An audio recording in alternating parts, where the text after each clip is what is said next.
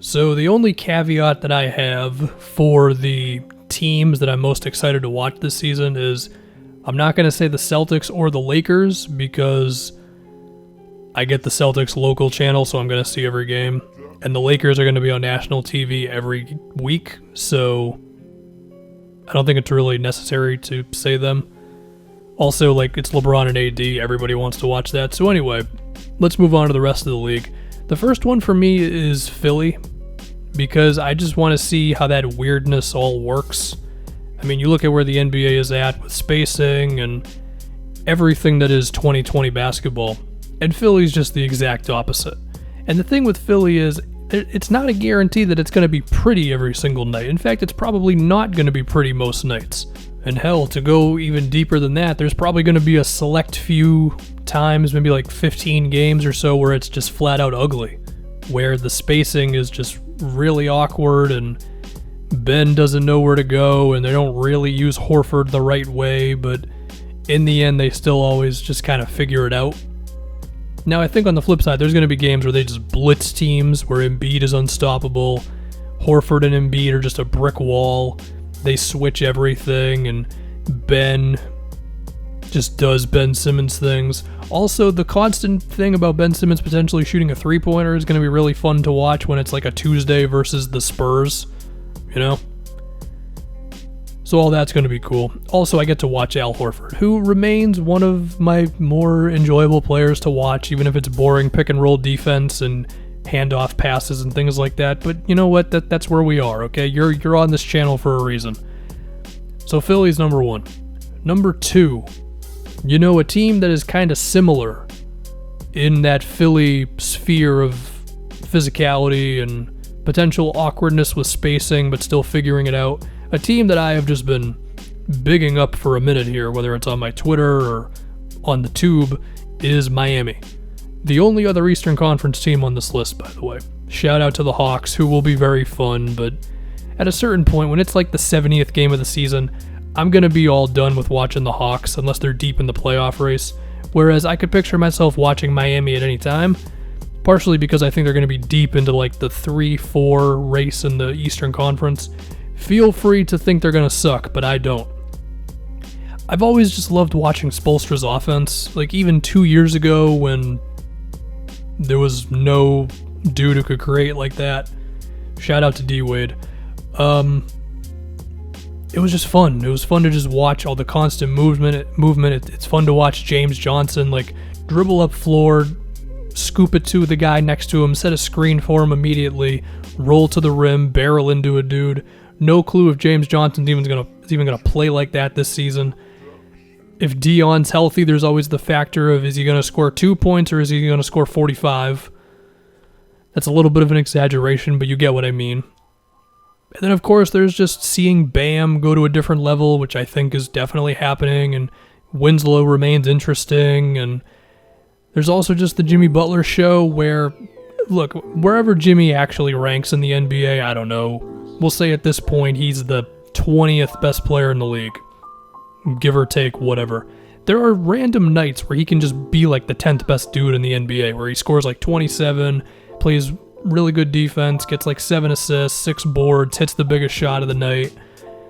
And you need that stuff to get you through a whole season when you're watching a team, right? Now, even so, I will admit, Miami, that one's kind of biased. Like, it's Spoelstra and that whole thing. I've always loved watching it, and the moment they got back up into being decent, I'm immediately all the way back in on the ship, and there's a chance that I'm going too hard on that. But whatever, I'm going to gladly walk the plank on an Eric Spoelstra team being pretty damn good.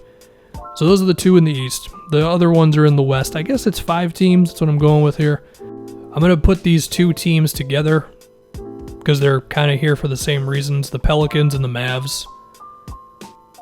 Young star players, dude. Zion on one side, Luka on the other.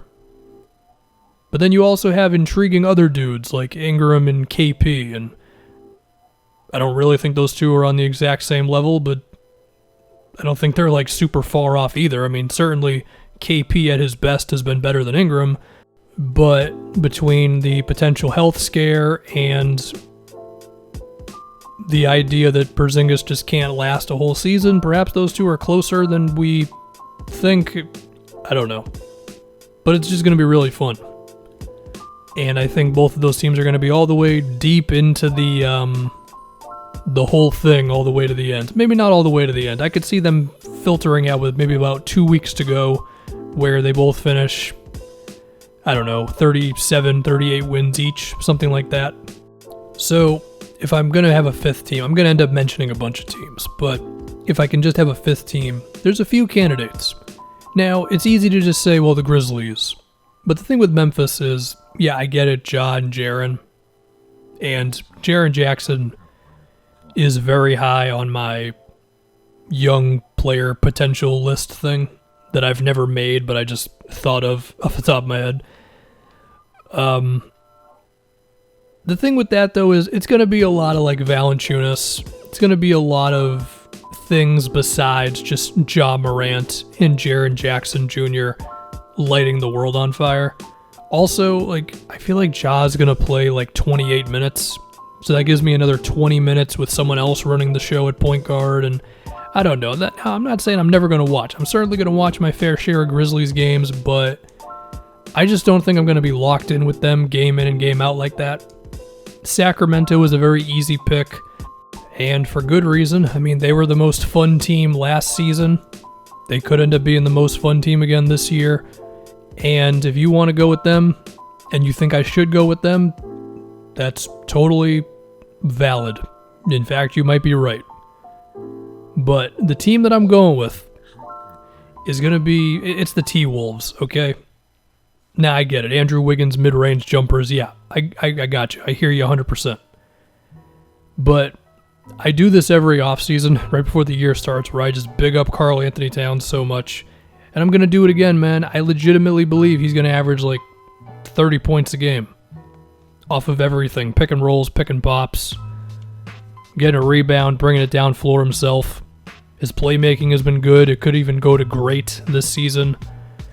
And there's just going to be games where Towns finishes with a stat line of like 37 points, 16 rebounds, 6 assists, goes like 3 for 4 from outside. And it's just like, what the hell is this offensive demon that I'm watching on my television screen, right? Not only that, but like between the new coach who is just young and willing to try weird things, and you got a Kogi who plays really hard, and Covington who is great if you're into boring but effective basketball. There's enough there. Now, it's really because of Towns. If he wasn't here, this team would be dead last on watchability. But he's that good, man. Like, he's good enough to where if he gets his defense figured out, and, you know, hopefully the stuff around him gets a little better and he's got a real chance to go on playoff runs, he could end up being the best player in the league. So, yeah, I'm cool with that guy being the reason why I want to watch that team a lot. Also, there's Jarrett Culver. So you get a rookie factor in there. Rookies are always interesting to watch, especially the ones where you don't really know what the hell they're going to be. Like, I could picture Culver being a defense-first kind of guy. Could picture him being a playmaker. Could picture his jump shot surprising everyone. Don't know. So there's my 5 teams. If I have to pick 5, obviously it's really more than 5. But if we're going to go with that, in the East, it's the Sixers and the Heat. In the West, it's the Pelicans, the Mavs, and the T-Wolves. And I mentioned it earlier, I'm going to say it again. I have now signed myself up for Andrew Wiggins mid-rangers. That is the one thing that knocks the T-Wolves down, but that's fine.